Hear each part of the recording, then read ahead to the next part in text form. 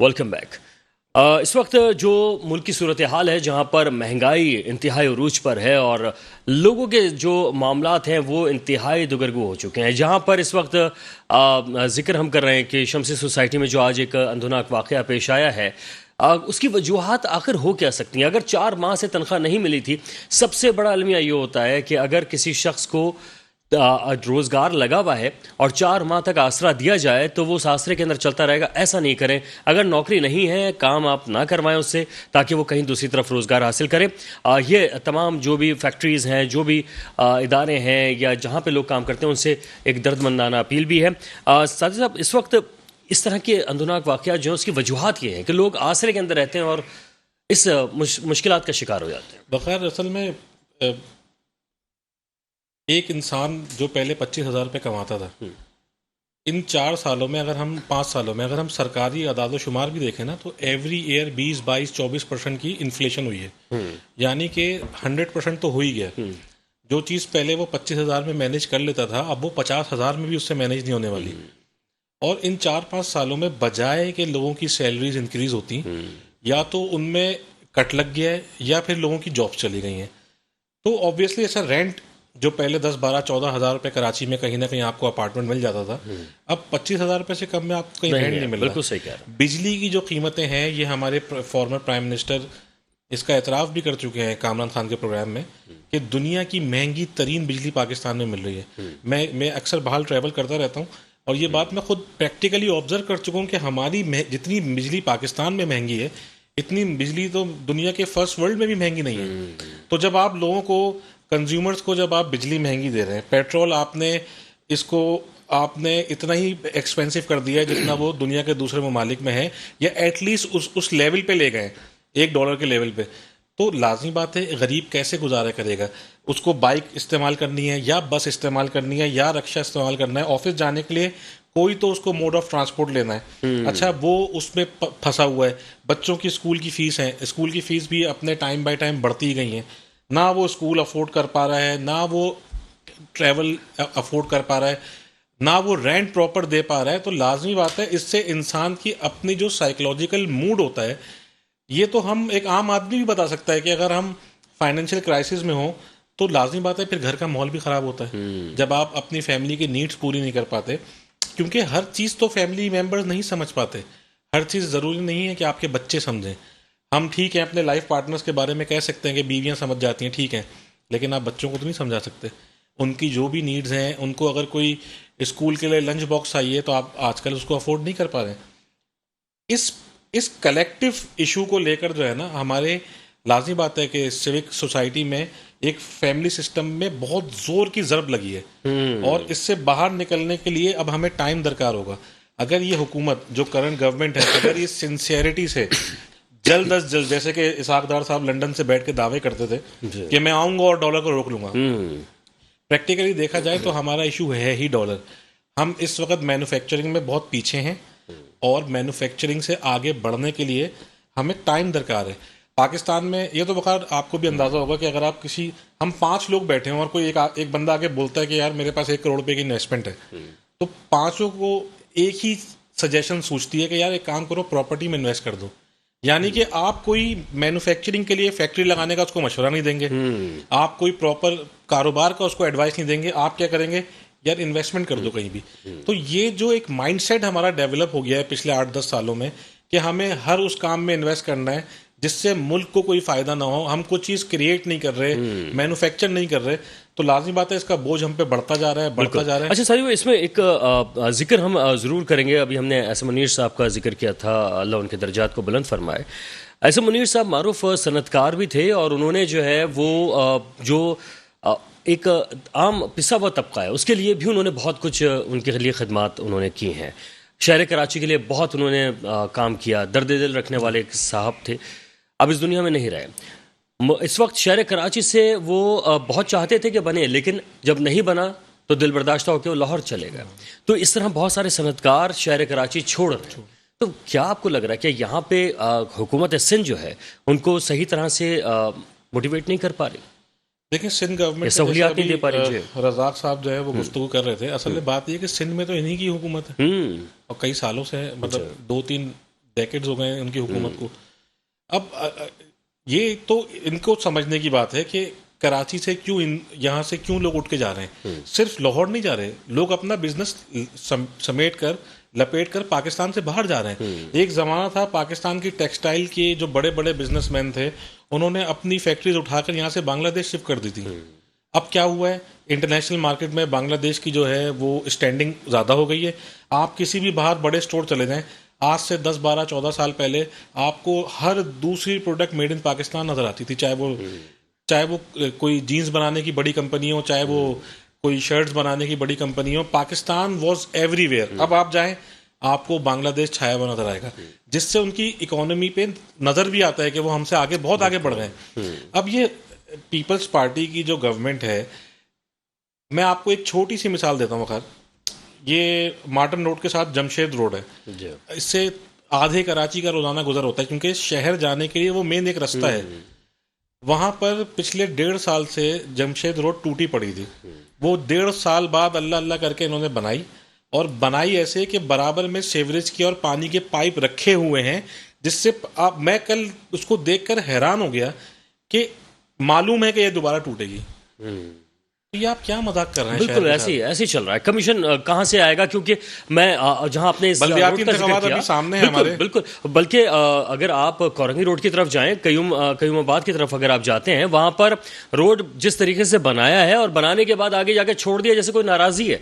अगर क्या कराची के शहर के लोगों से नाराज़ी है? बाजवा साहब, मैं आपसे जानना चाहूँगा कि क्यों कंप्लीट नहीं किया जा रहा काम, और जो काम है उसके बीच में इस तरह के गड्ढे छोड़े जा रहे हैं। आम आदमी उससे बेइंतहा मुतासर हो रहा है, गाड़ियां खराब हो रही हैं, लोग उसमें हादसात हो रहे हैं। तो बाजवा साहब, किस तरह से काम होगा फिर? जी बिल्कुल बिल्कुल, आपकी बात दुरुस्त है कि ये रोड जो है, ये तरीके इंसाफ के जो साबिक एमएनए जो अब इस दुनिया में नहीं रहे, उन्होंने उनके दौर में ये रोड बना था। इसे 3 हट्टी रोड कहते हैं, है बिल्कुल जमशेद रोड के साथ ही। और वो रोड वाकई वो रोड जो है वो बिल्कुल नाकिस तरह बना था। उसके बाद उसमें बहुत अरसा तक उसकी सूरत हाल बहुत खराब थी, उसमें एक्सीडेंट भी हो रहे थे। सर, अभी 2 महीने पहले पीपल्स पार्टी ने जो बनाया उसकी बात हो रही है, वो तो दोबारा उखड़ गया। देखा जी, पीपल्स पार्टी ने उसको रिपेयर करने की कोशिश कर रही है। वाकई वो उसमें वो उसको हम लोग मुकम्मल नहीं कर पाए, लेकिन उस पर इंशाल्लाह उसको जल्द ठीक कर दिया जाएगा। लेकिन आप ये देखें कि इस शहर को, इसकी शहर की तबाही की जिम्मेदार क्या खाली पाकिस्तान पीपल्स पार्टी को ठहराया जाता है? ये बड़ी ज्यादती की बात है। इस शहर पे 30 साल से राज एमकेएम ने किया, दीगर जमातों ने भी किया। क्या जमात इस्लामी ने भी इस पर बारी बारी अपनी बारियां ली? क्या इस सारे गुनाहों का जिम्मेदार खाली पाकिस्तान पीपल्स पार्टी को करार देना मैं समझता मुनासिब नहीं है।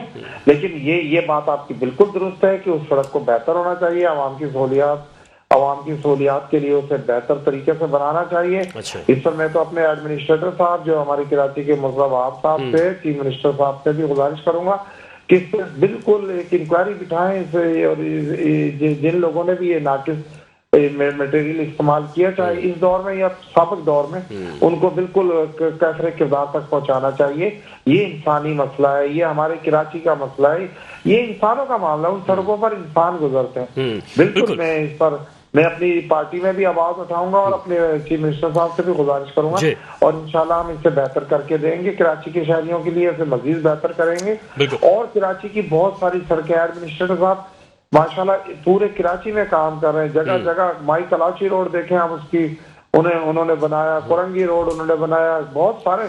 अच्छा बाजवा साहब, हम जी ठीक है, बिल्कुल सही कह रहे हैं, लेकिन बाजवा साहब इस वक्त जो है हम चाहेंगे कि बराह रास्त के जो है ये आवाज़ हमारी पहुंचे बिलावल भुट्टो जरदारी साहब तक भी, क्योंकि यौम तासीस आप मनाने जा रहे हैं। शहर कराची में जो काम हो रहा है वहाँ पर काम हो तो रहा है, लेकिन नाकिस काम हो रहा है। उस नाकिस काम की वजह से लोगों को मुश्किलात हो रही है और पाकिस्तान पीपल्स पार्टी का नाम भी खराब हो रहा है। दूसरी बात ये, एस एम मुनीर साहब का हमने जिक्र किया था। एस एम मुनीर साहब लाहौर शिफ्ट हो गए थे, कराची से दिलबर्दाश्ता होकर।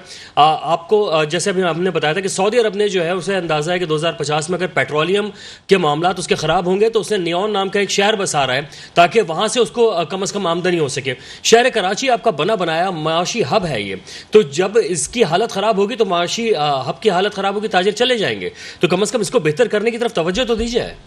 वकार साहब, बिल्कुल आपकी बातों से मैं इत्तफाक कर रहा हूँ। देखिए, कराची के हालात गुज़िश्ता 15-20 साल किस तरह के रहे हैं। यहाँ पर सनतकार अपने आप को गैर महफूज समझते थे। एक वक्त आया कि अल्लाह पाक ने 2013 में ऑपरेशन शुरू हुआ, जिसकी बदौलत कराची शहर जो है वो दोबारा से गिरफ्त में आया। यहाँ पे जो दहशतगर्द थे या जो भत्ताखोर माफिया थी, उन पर गिरफ्त में ये लाई गई, उनके खिलाफ कार्रवाइयां हुई। अब अल्हम्दुलिल्लाह ऐसा कुछ नहीं है रहा। एसएम मुनीर साहब की बात, वो बहुत अजीम इंसान थे, बहुत मुहिब वतन इंसान थे। मैं उनको जाती तौर पर जानता हूँ, मैं उनकी वफात पर इजहार ताज़ियत भी करता हूँ उनकी फैमिली से। बल्कि मैं अगर उन्होंने कराची छोड़ा, मैं उस पर भी दिली दुख का इजहार, क्योंकि वो तो उनकी इंडस्ट्री तो हजारों लोगों को रोजगार दे रही थी कराची में। वो तो बहुत अजीम इंसान थे, बहुत फलाई कामों में बढ़ चढ़ के हिस्सा लेते थे, वो बड़ा चैरिटी करते थे। हम उनकी वफात पर बिल्कुल इंतहाई अफसुदा हैं और उनकी कमी महसूस करते हैं। कराची शहर पर एसएम मुनीर के बहुत एहसानात थे, यहाँ के वासियों पर बहुत एहसानात थे, और हम उनकी वफात का बहुत, मैं समझता हूँ कि जहाँ पाकिस्तान को नुकसान हुआ, जहाँ हमारी इंडस्ट्री को नुकसान हुआ, जहाँ ताजिरों को नुकसान हुआ, वहाँ मैं समझता हूँ कि कराची के वासियों को भी बहुत नुकसान हुआ, जिनका अच्छा, वो सहारा थे, जिनकी वो सपोर्ट करते थे। बिल्कुल बाजवा साहब, एक और चीज़ भी जो आपने सुनी, उन्होंने जो काठी में आखिरी इजलास भी हो रहा था, उन्होंने शिकवा किया था कि मुर्तज़ा वहाब साहब उनका फ़ोन नहीं उठाते और वो कराची के मसाइल के ऊपर बात करना चाहते हैं। तो कम अज़ कम मुर्तज़ा वहाब साहब को आप ये बात ज़रूर पहुँचा दें, और हो सकता है पहुँच भी गई हो, कि कराची के बहुत सारे मसाइल हैं जिस पर सनतकार परेशान हैं, जल्द से जल्द उन मसाइल को भी हल करना होगा। इंशाल्लाह कल हमारे चेयरमैन साहब कराची आ रहे हैं, ये इंशाल्लाह कराची की आवाज होगी, कराची की आवाम से वो मुखातिब होने के लिए आ रहे हैं। नश्तर पार्क में वो पहला एक जलसा करने आ रहे हैं कराची के आवाम के लिए, बेहतरीन इंशाल्लाह पैकेज लेकर आ रहे हैं। और कराची को इस बार इंशाल्लाह सारे कराची के शहरियों के अल्हम्दुलिल्लाह जितने भी गिले शिकवे होंगे पाकिस्तान पीपल्स पार्टी बल्दियाती इलेक्शन होने के बाद भी और होने से पहले भी इंशाल्लाह हम इनकी मायूसियों को खात्मा करेंगे। और पाकिस्तान पीपल्स पार्टी का तो फोकस ही कराची है। सिंध में अल्हम्दुलिल्लाह हमारी देखें, सिंध में तो सड़कें बनी हुई है सर, कंटिन्यू हुकूमत चल रही है। कराची में जो है कई जगह पर जो है ऐसे मामला हैं जहाँ पे पाकिस्तान पीपल्स पार्टी में लोग शमूलियत कर रहे हैं, और आइंदा इंशाल्लाह कराची का महर लाने के लिए पाकिस्तान पीपल्स पार्टी पूरी तैयारी कर रही है। पाकिस्तान पीपल्स पार्टी के कारकुन पूरी तरह तैयार है, और इंशाल्लाह लोकल बॉडी के इलेक्शन में जो है पाकिस्तान पीपल्स पार्टी कामयाब होगी। और कल का जो जलसा हो रहा है, मैं कराची के शहरियों से दोबारा से आपके चैनल से गुजारिश करूंगा कि कल के जलसे में भरपूर शिरकत करें। ठीक है जी, अज़ीमुशान जलसा होगा। ठीक है, बिल्कुल सही है। बाजवा साहब, मैं जरा सादिक साहब की तरफ जाऊंगा। सादिक साहब, इस वक्त आपने गुफ्तगू भी सुनी, एक अफसोस ये है, हमारी ताजिर बरादरी भी रो रो के जो है इस वक्त परेशान होकर चुप होकर बैठ गई है, आवाम की सूरत हाल उस मुकाम पे पहुंच चुकी है। आप बिलावल साहब कल आ रहे हैं, कुछ खास पैकेज लेकर आ रहे हैं कराची के लिए, क्या आप बल्दियाती इंतखाबात की तैयारी है या वाकई कराची के शहरियों का दर्द है?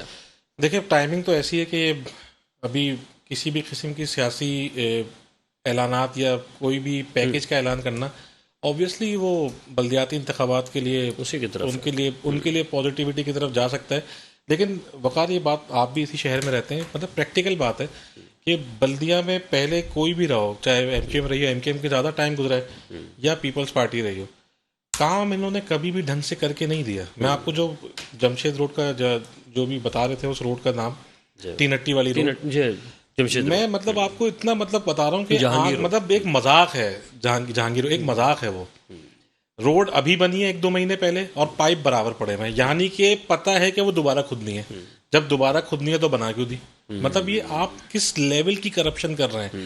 एक दफा तोड़ते हैं, दोबारा बनाते हैं, बारिशों का इंतजार करते हैं कि बारिशों का मौसम आए हम भराई करें ताकि वो फिर खराब हो जाए। अच्छा, ये एक छोटा सा सेक्शन है जहां तक हमारे ताजिरों का है। पंजाब में और कराची में थोड़ा सा डिफरेंस मैं आपको क्लियर कर दूं कि यहाँ आप कोई भी कारोबार, लेट से आप कोई फैक्ट्री लगाना चाहते हैं, तो उसमें जितने हर्डल्स हैं, जितनी जगह आपको कमीशन देना पड़ेगा या आप उसको ब्राइब कहें, रिश्वत कहें, आपको जो हर्डल्स हैं वो पंजाब के मुकाबले में यहाँ ज़्यादा हैं।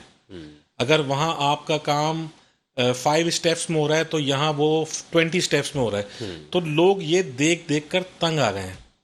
आप कोई भी मिसाल के तौर पे तारिक रोड पे शोरूम्स वाले हैं, अब उनको एकदम से ट्रैफिक पुलिस के डीआईजी साहब को जोश चढ़ता है, वो एकदम से कहते हैं गाड़ियाँ हटा दो। अब वो कहाँ लेके जाएं अपनी गाड़ियाँ? क्या करें? आपने ऑल्टरनेट क्या दिया उनको? या तो आप उनके साथ बैठकर एक प्लान बनाएं और वन टाइम प्लान बनाएं कि भाई हम इस तरीके से आपको अकोमोडेट करते हैं। आपको मूड के ऊपर और मूड स्विंग्स के ऊपर आप कब तक शहर चलाएंगे? एक बंदा आता है, टेम्पररी सोल्यूशन दे देता है 10 दिन का, हेलमेट का जुनून चढ़ता है, हेलमेट के पीछे पड़ जाते हैं। अच्छा, उसके पीछे भी पुलिस का फायदा है। रात को 12 बजे चाय के होटल बंद कराना है, ठीक है, एक हफ्ते के बाद सब चीजें नॉर्मलाइज हो जाती हैं। तो मतलब मुस्तकिल मिजाजी नहीं है, मिजाजी नहीं हाँ, है। और बिल्कुल। ये कब तक मतलब इस तरीके से चलाएंगे? अब अगर बिलावल साहब और पीपल्स पार्टी सिंसियर है कराची को लेकर, तो इनको ये समझना चाहिए कि बार बार ये कह देना कि हमने बेहतर कर दिया, अभी भी कुछ बेहतर नहीं हुआ है। They have to look into this deeply, understand करना पड़ेगा कि परमानेंट सॉल्यूशंस क्या है, and go for the permanent solution. ये 2.5-3 करोड़ लोगों का शहर है, दुनिया कराची को जानती है, दुनिया के अंदर एक नाम है कराची का, इसको बनाएं। बिल्कुल सही। अच्छा बाजवा साहब, कोई लास्ट कमेंट करना चाहें?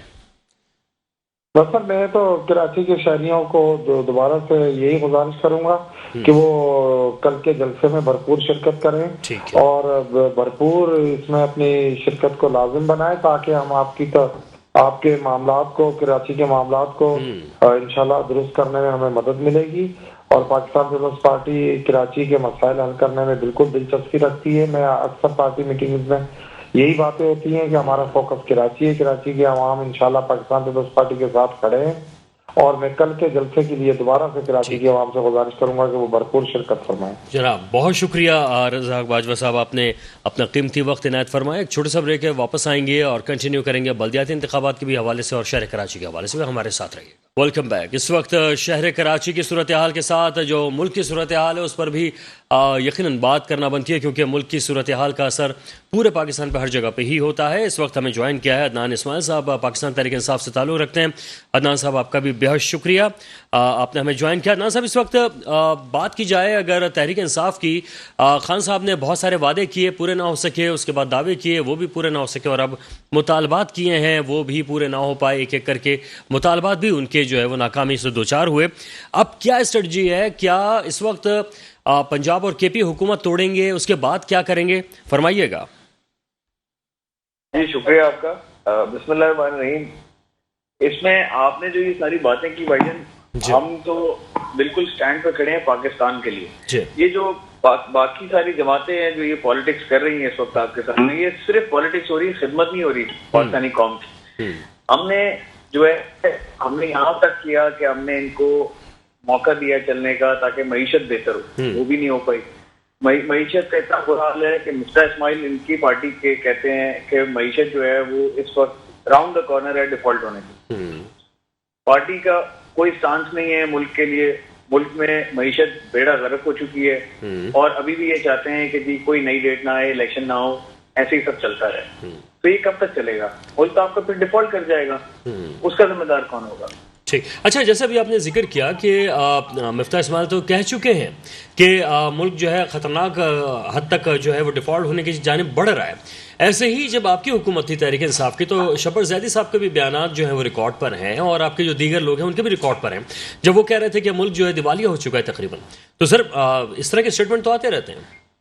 मेरे भाई फाइनेंस मिनिस्टर नीचे उतरा है, उतर के उसने यही कहा है ना, $1,000 साहब आए हैं लेकिन कोई फर्क नहीं पड़ा, मुल्क दिवाली की तरफ रवा दवा है और किसी भी टाइम हम बिल्कुल कोलैप्स कर जाएंगे।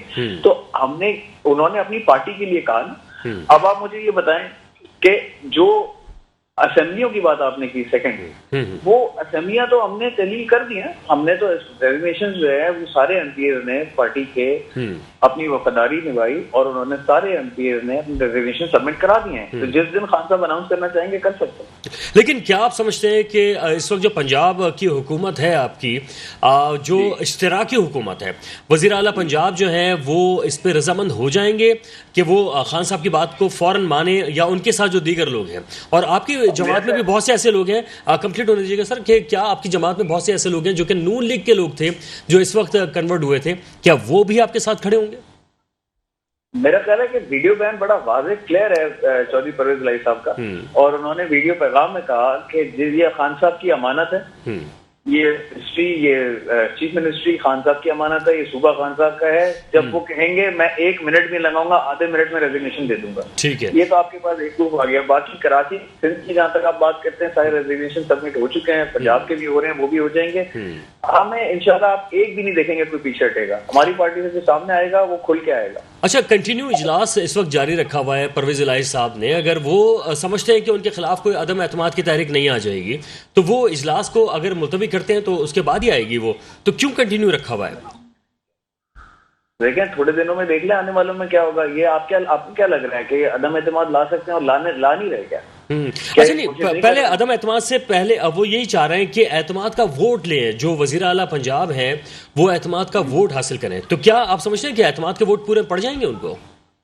बिल्कुल पड़ेंगे, कोई इशू ही नहीं है एतमाद में। अच्छा, क्योंकि अब सिचुएशन अलग होगी। मामला ये है अदनान साहब के पाकिस्तान पीपल्स पार्टी और नून लीग ने इस दफ़ा जो इश्तराकी अमल के साथ जा रहे हैं वो ये है कि पहले एतमाद के हवाले से कहा जाएगा, अगर वो एतमाद नहीं ले पाए तो ऑटोमेटिक जो है वो वज़ीर आला नहीं रहेगा, और अगर वो ले भी पाए तो उसके बाद फिर वो अगले स्टेप पे जाएंगे। गवर्नर राज का उनके पास ऑप्शन मौजूद है, बहुत सारे ऑप्शन मौजूद हैं। आप किस किस तरह से बचा सकेंगे अपनी हुकूमत को या तोड़ सकेंगे? देखें, यहाँ हुकूमत बचाने का बात नहीं है, यहाँ पे पाकिस्तान को बचाना है। ये हम जो है ना वो सियासत करनी नहीं है, पाकिस्तान को बचाना है। इन लुटेरों के इम्पोर्टेड हुकूमत जो मुसल्लत की गई ना हमारे ऊपर, इनसे जान छुड़ानी है। क्योंकि देखिए, इनसे होना कुछ नहीं है। इन्होंने फूफा करनी है, टूर करने, इधर जा रहे हैं उधर जा रहे हैं, इससे क्या होगा?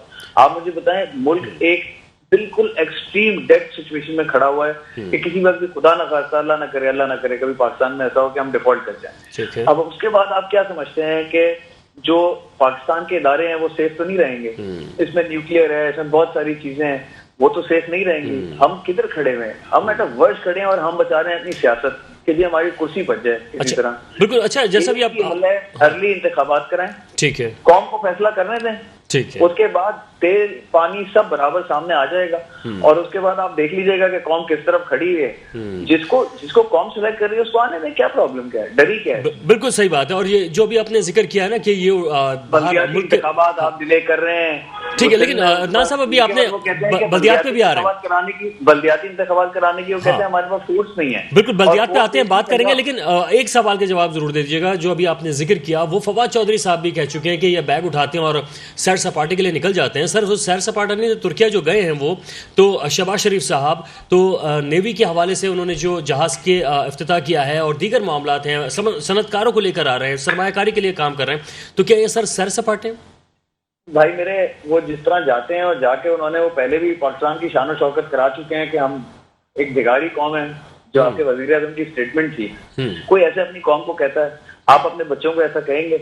सर, उन्होंने ये नहीं कहा था बेकार। जी वो सर, हाँ, बच्चों के हम बेकारी हैं। हाँ, ये सर इसको स्टेटमेंट को जरा दुरुस्त करने की जरूरत है, क्योंकि उन्होंने ये कहा था कि जब तक हम ऐसे रहेंगे तो हमारे लिए मुश्किलात रहेंगी, हमारी मईशत पांव पे नहीं खड़ी हो सकती जब तक अगर हम दूसरों से मांगते रहेंगे। तो सर, इसको स्टेटमेंट को इतना ज्यादा ट्विस्ट भी नहीं देना चाहिए। अच्छा, दूसरी बात एक और है सर कि जहां आप ये समझते हैं तो क्या अगर खान साहब अब हुकूमत बनाते हैं तो क्या कौमी असम्बली की तमाम नशिस्तों पर वो खुद इलेक्शन लड़ेंगे या फिर अलग अलग नुमाइंदे खड़े करेंगे जब इलेक्शन होंगे? बिल्कुल, मेरे ख्याल है नुमाइंदे खड़े करेंगे, क्योंकि इस दफा तो उन्होंने यही कोशिश की थी। पार्टी बताएगी, स्टांस तो मुझे नहीं पता भी क्या है, लेकिन मेरे हिसाब से ज़ाहिर है नुमाइंदे खड़े करेंगे। अच्छा, और दूसरा ये कि अब जो इंतखाबात की तरफ, क्योंकि राना सनाउल्लाह साहब कह रहे हैं, दुआ करना साथ साथ के इंतखाबात जो है ना वो मनपसंद नशिस्तों के ना किए जाए, जैसे लास्ट ईयर करने की कोशिश कर रही थी। बिल्कुल सही, मैं यही जानना चाह रहा था। केपी और पंजाब की नशिस्तों के हवाले से कहा गया जो आप रिजाइन करेंगे वहाँ ज़िमनी इंतखाबात होंगे। अब ज़िमनी भी होंगे, उसके बाद जनरल भी होंगे। वो कह रहे हैं इस तरह तो हो सकता है। तैयार है आप? हम तो तैयार है, हर चीज के लिए तैयार है। हम तो मैदान खुला हुआ है, हम कहते हैं आओ लड़ लें इलेक्शन, क्या प्रॉब्लम है? बात तो कोई और रहा है। चले सादिक साहब, इस वक्त क्या समझते हैं सर? कहाँ एक दो सवाल है मेरे। जी। अगर ज़िमनी इंतखाबात ही कराने तो फायदा क्या फिर? जो वो कह रहे हैं कि हम हर चीज के लिए तैयार हैं, तो ज़िमनी इंतखाबात तो कोई एक और बात भी ना सर, एक चीज वक़ार मैं ये पूछना चाह रहा था, आपसे भी पूछ रहा हूँ और अदनान साहब से भी पूछ रहा हूँ कि जब इमरान खान साहब हुकूमत में आए थे 2018 में, तो उस वक्त उन्होंने एक पॉलिसी बनाई थी। मैं सिर्फ उस पॉलिसी पे जवाब चाहता हूँ कि डॉलर को PKR को डिवैल्यू किया जाए। इजिप्ट और इंडोनेशिया की मिसाल दी गई थी कि अगर आप अपनी करेंसी को डिवैल्यू करेंगे और डॉलर को फ्री फ्लोट करेंगे मार्केट में तो उससे बहुत फायदा होगा। तो मैं आज 4 साल बाद ये पूछना चाहता हूँ, 4.25 साल बाद, कि क्या फायदा हुआ?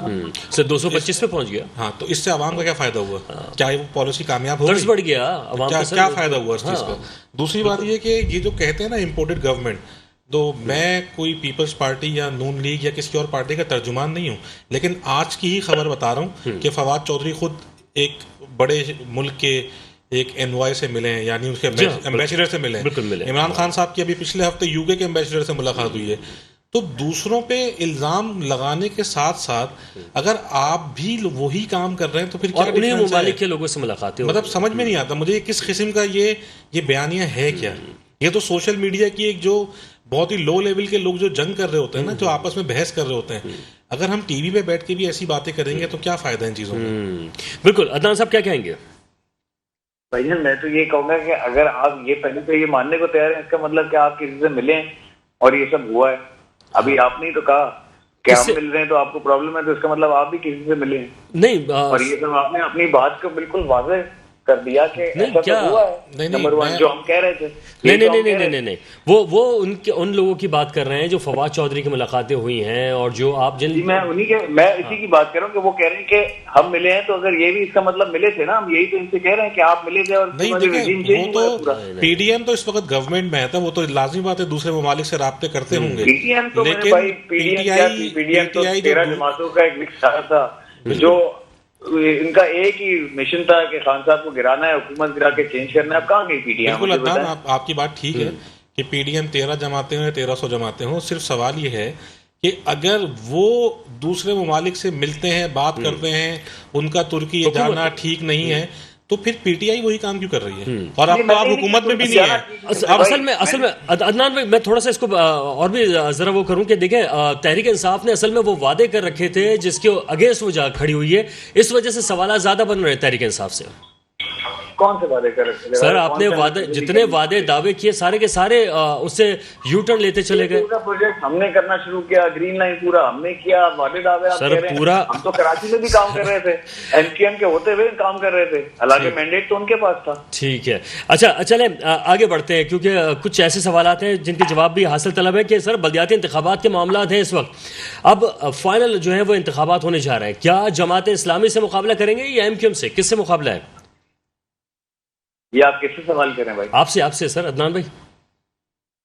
हम तो अपना वोट मांगेंगे, हमारा अपना अच्छा, आपका किससे मुकाबला? क्योंकि साहब को वोट देंगे। हाँ, पीपल्स पार्टी इस वक्त जो है वो बहुत सारे मंसूबे लेकर जो है इस वक्त शहर कराची में आ गई है। उनका कहना है कि अब मेयर जो है वो पीपल्स पार्टी का होगा। जी तो मंसूबे इसलिए भी लाए जाते हैं ना भाई के, जाहिर है अभी तो जमा भी करना है ना, बहुत कुछ इलेक्शन लड़ना है तो बहुत खर्चा होगा, जमा भी होंगे। मंसूबे तो इसलिए लाए गए। आप मुझे बताएं 13 साल ये पाकिस्तान पीपल्स पार्टी जो है वो सिंध में हुकूमत करती आई है, आज बसें ला रहे हैं यार। अच्छा, ब्रिगेड से हमारे पास नहीं है, बसें हमारे पास नहीं है, मास ट्रांजिट सिस्टम है नहीं, ट्रांसपोर्ट का सिस्टम तबाह बर्बाद है, रोड इंफ्रास्ट्रक्चर सब कुछ इनके हाथ में है, एडमिनिस्ट्रेटर इनके पास है, एडमिनिस्ट्रेटिव पावर्स हैं। सही है, क्यों नहीं इस्तेमाल करते? बना लेना शहर, किसने रोका इनको? ठीक है, फंड्स भी हैं, सब कुछ है, काम कर सकते हैं, नहीं करते हैं, किसी सूरत नहीं करते हैं। बारिश में आपका शहर बह जाता है। लेकिन देखें मेरे भाई, सारा जो नियत का ना फुकदान है, जब नियत ही नहीं होगी आपकी करने की तो आप नहीं डिलीवर कर सकेंगे। नियत होगी आप कर सकते हैं। आपने आज 14 बसों का डिसाइड किया था, बसें आ गई। हमारा गिला शिकवा ये है कि 14 साल पहले कराची की जरूरत नहीं थी। कराची को क्या, आज कराची के हालात, स्ट्रीट क्राइम्स आप देखें इंतहा पर पहुंचे हुए हैं। ये अभी पिछले ही अरसे में शुरू हुआ है। इससे पहले तो स्ट्रीट क्राइम कराची में बिल्कुल खत्म हो गए थे। आप रिकॉर्ड उठा के देख लें। ठीक। अच्छा अदनान भाई, असल में ये सारे हमने गिले शिकवे कर लिए पीपल्स पार्टी वालों से और उनसे पूछ भी लिया है कि वो क्या करने जा रहे हैं। साथ साथ सर ये बता दीजिएगा कि क्या पाकिस्तान पीपल्स पार्टी कराची के खास तौर पे जो सनतकार ताजिर बरादरी, आपके भी बहुत ताल्लुकात हैं उन लोगों से, तो सर क्या उनको मुतमईन करने में कामयाब होगी? कराची शहर छोड़ के जा रहे हैं बहुत सारे लोग, क्या आप अपना किरदार अदा कर सकेंगे? अदनान भाई आवाज आ रही है?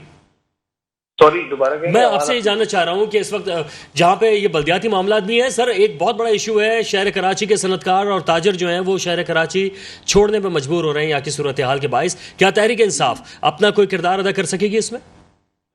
जी इंशाल्लाह, अगर हमें मैंडेट मिला तो हम बिजनेसमैन की, जैसे पहले हमने हेल्प की थी, एक्सपोर्ट्स बढ़ी थी, आपने देखा होगा, इंडस्ट्री अपने उरूज पे थी। ठीक है, और बहुत अच्छा काम किया, कोविड में भी काम किया। यहाँ पर आप ये देखें कि सनतकार कितना काम कर रहे थे। आप किसी भी टेक्सटाइल, ऑटोमोटिव इंडस्ट्री, आप गारमेंट्स, किसी को उठा लें, ठीक, पाकिस्तान उस वक्त अपने प्राइम टाइम पे आना शुरू हुआ था। Karachi was generating good fund. Textile unit जो है वो 24 घंटे चलते रहे, 24 घंटे, आप किसी को उठा लें।